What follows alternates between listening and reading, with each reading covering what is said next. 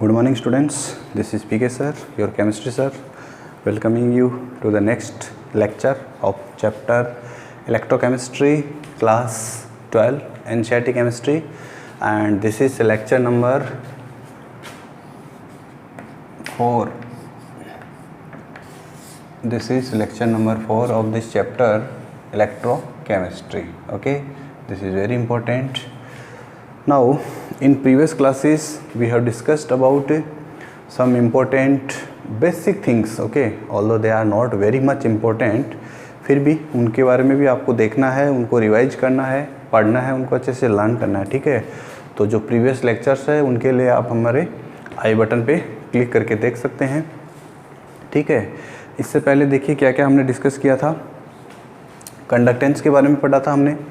Conductance के type पढ़े थे हमने. Molar conductance, limiting molar conductance और इलेक्ट्रोलाइटिक कंडक्टेंस, आयोनिक कंडक्टेंस. ठीक है, व्हीटस्टोन ब्रिज का यूज किया था हमने. किसके लिए? जो हमारा सोल्यूशन होता है उसका रेसिस्टेंस, उसका जो रेसिस्टेंस होता है उसको फाइंड आउट करने के लिए हमने व्हीटस्टोन ब्रिज का यूज किया था. उसके लिए एक फॉर्मूला जनरेट किया था हमने. ठीक है, तो बहुत सी चीज़ें हैं जो हमने पहले डिस्कस कर ली है. ठीक है, अब देखिए इलेक्ट्रोलाइट के बारे में हमने पढ़ा था. इलेक्ट्रोलाइट क्या होता है? इलेक्ट्रोलाइट कोई भी एक ऐसा केमिकल हो सकता है जिसको हम वाटर में जब डालते हैं, वाटर में जब हम उसको डिजोल्व करते हैं तो वो अपने आयंस में डिवाइड हो जाता है, डिसोसिएट हो जाता है. ठीक है, तो ऐसा जो सब्सटेंस होता है उसको हम इलेक्ट्रोलाइट बोलते हैं. ठीक है, और जो ये आयंस होते हैं उनको हम कैटायन और एनायन बोलते हैं. कैटायन का मतलब क्या होता है? Positively charged ion. ऐसा आयन जिसके ऊपर पॉजिटिव चार्ज होता है उसको हम कैटायन बोलते हैं, और जिसके ऊपर नेगेटिव चार्ज होता है उसको हम क्या बोलते हैं? एनायन बोलते हैं. तो ये दो वर्ड हैं जो आपके लिए, ऑल्दो आपको पता है इनके बारे में कि क्या मीनिंग होता है कैटायन का और क्या मीनिंग होता है एनायन का. What is the meaning of anion and what is the meaning of negative ion is called anion. ठीक है, इनके बारे में भी आपको नॉलेज होना चाहिए. वैसे तो ये प्रीवियस क्लासेस की बात है जो आप लोगों को पता है. चलिए, कोलरास एक साइंटिस्ट, उन्होंने क्या किया, बहुत सारे लिमिटिंग मोलर एंड कंडक्टिविटी के बारे में सभी को पता है कि जब किसी सॉल्यूशन का जो कॉन्सेंट्रेशन है, जब किसी सॉल्यूशन का कॉन्सेंट्रेशन है वो ऑलमोस्ट जीरो के इक्वल हो जाता है, या हम यूँ कह सकते हैं अदर वर्ड्स में कि जब उसका डाइल्यूशन जो है वो इनफाइनाइट की तरफ चला जाता है, नियर इनफाइनाइट. ठीक है, तो उस कंडीशन में उस सॉल्यूशन का जो, या उस इलेक्ट्रोलाइट का जो कंडक्टिविटी है, जो मोलर कंडक्टिविटी है, उसको ही हम क्या बोल रहे थे? Limiting molar conductivity. और लिमिटिंग मोलर कंडक्टिविटी के लिए हमने जो सिंबल यूज़ किया था वो था लैम्डा एम नॉट, या कुछ जगहों पे आप इसको ऐसा वाला सिंबल भी देख सकते हैं, ऐसा भी आपको मिल सकता है. ठीक है, so both are same, no problem. अब देखिए, जो कोलरास है उसने बहुत सारे इलेक्ट्रोलाइट्स के लिए लिमिटिंग मोलर कंडक्टिविटी की जो डेटा है उनका what you call in detail study किया, डिटेल से स्टडी किया, और उसके बाद में उसने कुछ रिलेशन देखा, उनमें कुछ रिलेशन देखा, और वो जो रिलेशन था उसके बेस पे उसने कुछ सिमिलरिटी देखी, और उसके बेस पे उसने एक लॉ बनाया जिसे हम कोलरास का लॉ बोलते हैं. सिंपली कोलरास का लॉ है, लेकिन अगर हम इसका पूरा नाम देखें तो कोलरास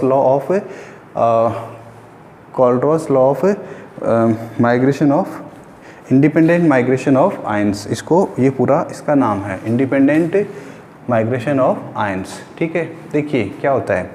सबसे पहले इन्होंने क्या सिमिलरिटीज़ देखी. मान लीजिए आपके पास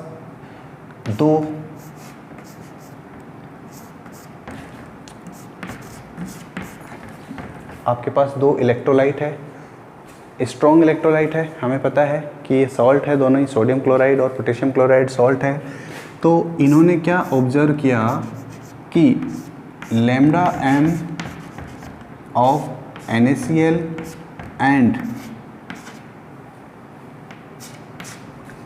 lambda M, that is limiting molar conductivity of sodium chloride and limiting molar conductivity of potassium chloride. इसका जो डिफरेंस है वो इसके इक्वल, इसका जो डिफरेंस है वो किसके इक्वल आता है? लैम्डा एम KCl और लैम्डा NaCl का जो डिफरेंस है वो किसके इक्वल आता है, लेमडा KBr और लेमडा सोडियम Br के। देखिए कैसे, लेमडा M NaBr, ये conductive molar limiting molar conductivity है, lambda M not for NaKBr,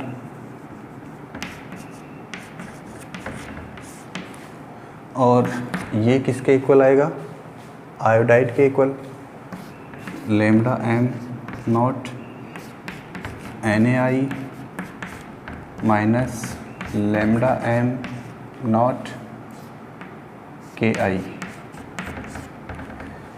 meaning क्या है यहाँ पर, इसका जो ऑब्जर्वेशन है उसका मीनिंग क्या है, इनको कोई चेंज करने से कोई फ़र्क नहीं पड़ने वाला है। चाहो तो आप KCl को इधर ले लो, NaCl को इधर ले लो, KBr को इधर ले लो, NaBr को इधर ले लो, you can change the side, only the change will be in the sign of final answer. Okay, now what is the important conclusion here, इन दोनों की जो लिमिटिंग मोलर कंडक्टिविटी का डिफरेंस, इन दोनों की molar conductivity limiting molar conductivity के difference के equal होता है, और इनका जो वैल्यू है वो इनके डिफरेंस के इक्वल होता है। ठीक है, तो इसके बेस पे इन्होंने ये अपना रूल बनाया। ठीक है, अब हमें पता है कि जब किसी इलेक्ट्रोलाइट को, स्ट्रॉन्ग इलेक्ट्रोलाइट को हम किसी वाटर में डिजोल्व करेंगे तो वो क्या होगा, डिसोशिएट होगा, वो आयंस देगा, और सभी आयंस की अपनी अपनी मोलर कंडक्टिविटी होगी। ठीक है, तो इसके जो कोलरॉस के जो लॉ है, कोलरॉस का जो लॉ है उसका जो स्टेटमेंट है, जो ओरिजिनल स्टेटमेंट है, वो ये क्या कहता है कि किसी इलेक्ट्रोलाइट के लिए जो टोटल लिमिटिंग मोलर कंडक्टिविटी का जो वैल्यू होता है, टोटल लिमिटिंग मोलर कंडक्टिविटी का जो वैल्यू होता है वो उस इलेक्ट्रोलाइट के डिसोसिएशन पर बनने वाले आयंस की इंडिविजुअल लिमिटिंग मोलर कंडक्टिविटी के सम के इक्वल होता है। ओके, ये इसका ओरिजिनल और रियल स्टेटमेंट है। ठीक है, क्या मीनिंग है इसका कि जो लिमिटिंग मोलर कंडक्टिविटी होती है इलेक्ट्रोलाइट की, वो इंडिविजुअल जो कंट्रीब्यूशन होता है एनाइन और कैटाइन का इलेक्ट्रोलाइट के, उनके सम के इक्वल होता है। ये इसका क्या है, नोटेशन है, इसका स्टेटमेंट है। तो देखिए क्या कहता है ये, जैसे बात करते हैं हम एग्जांपल की, ये है लेमडा M नॉट, किसके लिए हमें कैलकुलेट करना है, KCl के लिए, KCl for potassium chloride. Potassium chloride के लिए हमें lambda M not KCl calculate करना है। तो उसकी वैल्यू जो है वो देखिए, यहाँ पर आप चाहो तो लेमडा M भी यूज कर सकते हो, और आप चाहो तो लेमडा दिस वाला, ये वाला सिंबल भी यूज़ कर सकते हो। आपकी बुक के अंदर ये वाला लेमडा यूज़ किया गया है, किसके लिए, Na आयन के लिए, पोटेशियम आयन के लिए, और किसके लिए, Cl माइनस के लिए। ये इम्पोर्टेंट ऑब्जर्वेशन है कोलरॉस लॉ का। क्या कहता है ये कि कोलरॉस लॉ के अकॉर्डिंग जो लिमिटिंग मोलर कंडक्टिविटी है पोटेशियम क्लोराइड की, वो इसके आयंस, जब पोटेशियम क्लोराइड यानी कि स्ट्रॉन्ग इलेक्ट्रोलाइट है, उसको जब आप वाटर में डिजोल्व करोगे तो क्या होगा, पोटेशियम आयन बनेगा, और Cl minus that is chloride ion बनेगा। ठीक है, सिंस यहाँ पर एक कैटाइन और एक एनाइन बन रहा है, इसलिए हम यहाँ पे इनके नंबर ऑफ आयंस की जो नोटेशन है वो यूज़ अभी नहीं कर रहे हैं। ठीक है, तो इन दोनों के सम के इक्वल, यानी इन दोनों की लिमिटिंग मोलर कंडक्टिविटी के सम के इक्वल होगा पोटेशियम क्लोराइड की लिमिटिंग मोलर कंडक्टिविटी का value. Okay, so this is the example of कोलरॉस law. ठीक है, अब देखिए, मान लीजिए कोई एक ऐसा इलेक्ट्रोलाइट हो जिसके एक कैटाइन और एक एनाइन की बजाय जिसमें ज़्यादा कैटाइन हो और ज़्यादा एनाइन हो, मोर देन 1, तो उस कंडीशन में क्या होगा। देखिए सिंपली, जैसे मैं एग्जांपल ले लेता हूँ, आपका important example Na2SO4, sodium sulphate. जब सोडियम सल्फेट डिसोशिएट होगा, सोडियम सल्फेट क्या है, एक स्ट्रॉन्ग इलेक्ट्रोलाइट है, और जो स्ट्रॉन्ग इलेक्ट्रोलाइट होते हैं उनका जो डिसोसिएशन होता है वो क्या होगा, 100% होगा। 100% होगा तो ये 2 आयन देगा, ठीक है। तो इसको जब हम डिसोशिएट करेंगे तो क्या बनाएगा ये, twice Na+ and 1 sulphate ion, ठीक है। ये इसका आफ्टर डिसोसिएशन आयन्स होगा। अब अगर हम इसके लिए बात करते हैं तो कोलरॉस क्या कहता है कि इसके लिए λm0 की वैल्यू जो होगी Na2SO4 के लिए क्या होगी, वो twice λm of sodium ion plus, अब सल्फेट कितना दे रहा है, 1, तो चाहो तो आप 1 लिखो या ना लिखो, इट डजंट मैटर।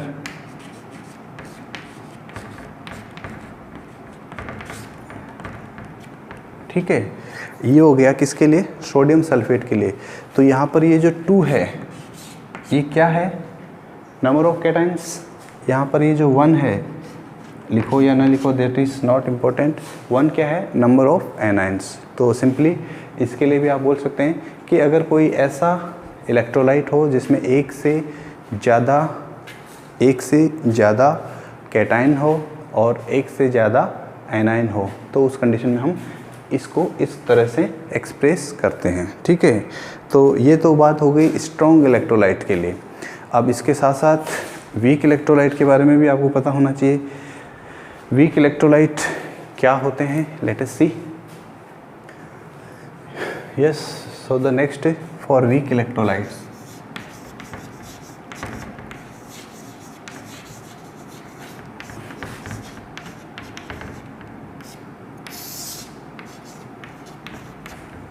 सबसे पहली बात, वीक इलेक्ट्रोलाइट का मीनिंग क्या होता है।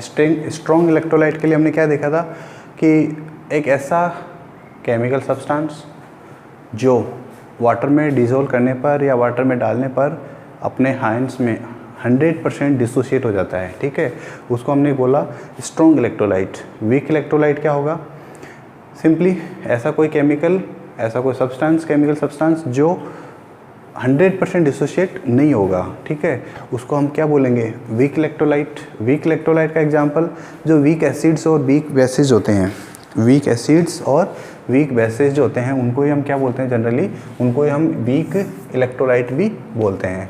जैसे एग्जांपल के लिए हम मान लेते हैं एसिटिक एसिड, एसिटिक एसिड मान लेते हैं, नहीं होता है, नॉट मान लेते हैं, ओके। एसिटिक एसिड ये एक वीक इलेक्ट्रोलाइट है। इसका मीनिंग क्या हुआ, इसका मीनिंग ये हुआ कि जब आप इसको एसिटिक एसिड को अगर आप देखते हैं तो ये जो है ये वाटर के साथ जब आप इसको वाटर में डिज़ोल्व करोगे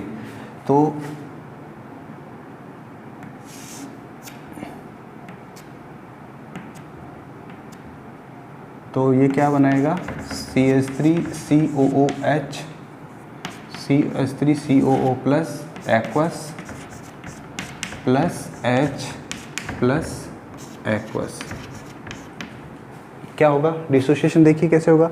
एसिटिक एसिड है, उसको आपने वाटर में डाला, एसिटिक एसिड को आपने वाटर में डाला तो ये acetate ion CH3COO minus acetate ion, इसको हम क्या बोलते हैं, acetate ion in aqueous state, hydrogen ion in aqueous state. यहाँ पर देखिए ये जो सिंबल है ये इक्वल का नहीं है। इसका मीनिंग ये है कि जो रिएक्शन है ये फॉरवर्ड डायरेक्शन में कम जा रही है, बैकवर्ड डायरेक्शन में ज़्यादा है। एरो का जो साइज है वो फॉरवर्ड डायरेक्शन के लिए कम है, बैकवर्ड डायरेक्शन के लिए ज़्यादा है। इसका मीनिंग ये है कि CH3COH जो है वो अनडिसोशिएटेड फॉर्म में रहना ज़्यादा पसंद करता है with respect to dissociated form, okay. तो ये इसका हो गया। तो इसलिए ये क्या है, CH3COH क्या है, एक स्ट्रॉन्ग वीक इलेक्ट्रोलाइट है, ठीक है। अब हमने इसके बाद में देखा था, डाइल्यूशन की बात की थी। डाइल्यूशन का मतलब क्या होता है कि जब हम उसके अंदर वाटर ऐड करते जाएं, ओके, या जब हम वाटर ऐड करेंगे तो उसका कॉन्सेंट्रेशन क्या हो जाएगा, 0 हो जाएगा या almost 0, okay. In that case when we are approaching the concentration towards 0, okay, or dilution is maximum, that is towards infinity. In that case इसका डिसोसिएशन जो है वो कंप्लीटली हो जाएगा, यानी कि 100% इसका डिसोसिएशन हो जाएगा। ठीक है, तो जब 100% डिसोसिएशन हो जाएगा तो अगर आपको याद हो तो हमने एक ऐसा ग्राफ बनाया था वीक इलेक्ट्रोलाइट के लिए। ठीक है, ऐसा कुछ ग्राफ बनाया था। अगर आप इस ग्राफ को एक्स्ट्रापोलेट करते हो तो कॉन्सेंट्रेशन जो है वो क्या हो जाएगी, यहाँ पर आपने लैम्डा एम लिया था, यहाँ पर आपने कॉन्सेंट्रेशन लिया था, 0 पे जाएगा, कॉन्सेंट्रेशन 0 पे जाएगा तो उसकी जो है कुछ मोलर कंडक्टिविटी आएगी। ठीक है, चलिए ये बात हो गई। अब देखिए वीक इलेक्ट्रोलाइट्स के लिए हम डिसोसिएशन जो होता है वो तो कम होता है, बहुत ही कम होता है डिसोसिएशन। तो डिग्री ऑफ डिसोसिएशन कैसे कैलकुलेट करेंगे? डिग्री ऑफ डिसोसिएशन के लिए हमने अल्फ़ा नोटेशन कहाँ में लिया था, डिग्री ऑफ डिसोसिएशन के लिए, और इसका जो एक्सप्रेशन है वो हम क्या यूज़ करेंगे, molar conductivity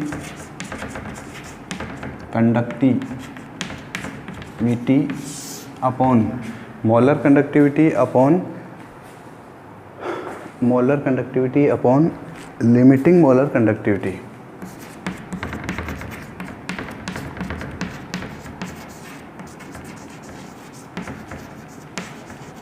limiting molar conductivity. ठीक है, इसको हम ऐसे भी लिख सकते हैं lambda M upon lambda M not. ठीक है, ये हो गया अल्फ़ा के लिए। अल्फ़ा क्या है, डिग्री ऑफ डिसोसिएशन, किसके लिए, वीक इलेक्ट्रोलाइट के लिए। ठीक है, अब आपको क्लास 11th का कुछ याद होगा। क्लास 11 में हमने चैप्टर पढ़ा था एक इक्विलिब्रियम। ठीक है, इक्विलिब्रियम के अंदर तो वहाँ पर हमने एक कांस्टेंट देखा था एसिड के लिए। इस इक्वेशन के लिए हमने एक कांस्टेंट देखा था। कांस्टेंट क्या बोलते हैं इसको, डिसोसिएशन कांस्टेंट फॉर एसिड। ए का मतलब एसिड, के का मतलब क्या होता है, इक्विलिब्रियम कांस्टेंट। तो equilibrium constant for an acid क्या होता था, कॉन्सेंट्रेशन की फॉर्म में C alpha square upon 1 minus alpha. ये एक फॉर्मूला था जो हमने पहले डिस्कस किया था क्लास 11th में, जहाँ पर C क्या है, कॉन्सेंट्रेशन, अल्फ़ा क्या है, degree of dissociation. Degree of dissociation का जो फॉर्मूला है ये अल्फ़ा इम्पोर्टेंट है।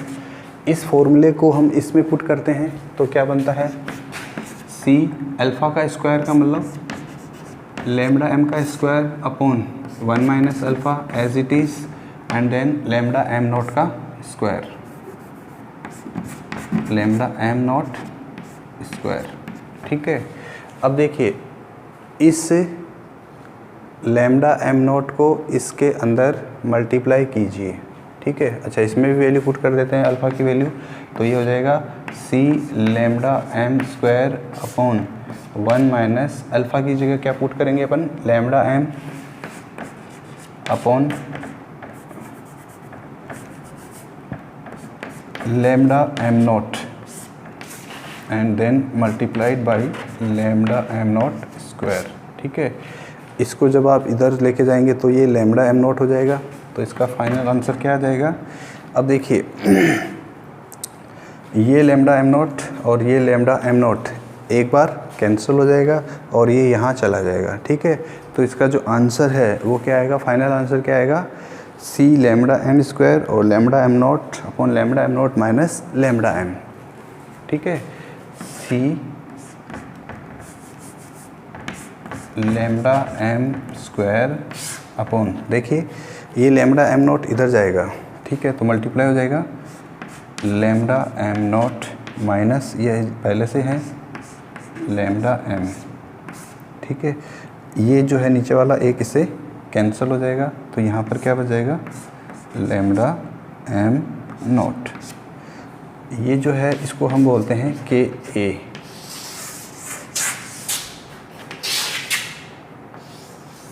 ठीक है, ये क्या है, के ए। के ए का मतलब क्या है, एसिड का dissociation constant. K a equal to C lambda M square upon lambda M not minus lambda M into lambda M not. इस इक्वेशन की हेल्प से हम डिग्री ऑफ डिसोसिएशन कैलकुलेट कर सकते हैं। अगर आपको the value of concentration and the value of the value of concentration, the value of molar conductivity and the value of limiting molar conductivity given हो तो, ठीक है। इस फॉर्मूले को और इस फॉर्मूले को आपको अच्छे से लर्न करना है, अच्छे से याद रखना है, क्योंकि ये इम्पोर्टेंट है और ये हमारे एग्ज़ाम में भी इसमें क्वेश्चन आते हैं। आपकी बुक के अंदर एग्जाम्पल 3.7, 3.8 एंड एग्जाम्पल 3.9 तीनों इम्पोर्टेंट है। आप उनको अच्छे से प्रैक्टिस कीजिए। अगर किसी प्रकार का कोई डाउट है तो कमेंट सेक्शन में लिखिए या पर्सनली मुझे बताइए, ठीक है। इसके अलावा कुछ इन टेक्स्ट क्वेश्चन भी है। इन टेक्स्ट क्वेश्चन IQ जिसको हम बोल रहे हैं, इन टेक्स्ट क्वेश्चन 3.7, 3.8 एंड 3.9 इनको भी आप सोल्व कीजिए। जस्ट कुछ नहीं है, सब कुछ वैल्यू जो है वो गिवन है, आपको फॉर्मूले में वैल्यू पुट करनी है और उसके बाद में आपका जो आंसर है वो मिल जाएगा, ठीक है। तो ये था अपना कोलरॉस का लॉ। क्वेश्चन ये पूछता है कि कोलरॉस के लॉ का एप्लीकेशन पार्ट क्या है, what is the application of this कोलरॉस law of independent migration of ions, ठीक है। इसका एप्लीकेशन पार्ट क्या है, तो इस कोलरॉस लॉ के एप्लीकेशन पार्ट में हम बोल सकते हैं कि ये जो लॉ है ये दो चीज़ों के लिए हेल्पफुल है। This is useful for calculation of alpha, that is degree of dissociation, और इसकी हेल्प से हम Ka की वैल्यू भी कैलकुलेट कर सकते हैं। Ka की वैल्यू यहाँ से, अगर इनमें से 3 डेटा आपको गिवन हो, C, लैम्डा m और लैम्डा m नॉट, ठीक है, अल्फ़ा का वैल्यू बताई है, इसकी फॉर्मूले की हेल्प से आप डिग्री ऑफ डिसोसिएशन भी कैलकुलेट कर सकते हो, ठीक है। तो ये था हमारा कोलरॉस का लॉ, इम्पोर्टेंट, ठीक है। और बाकी अपना जो प्रीवियस पोर्शन है उसको रिवाइज कीजिए। This is the end of the video, okay. Meeting you in the next video, till then take care and bye bye.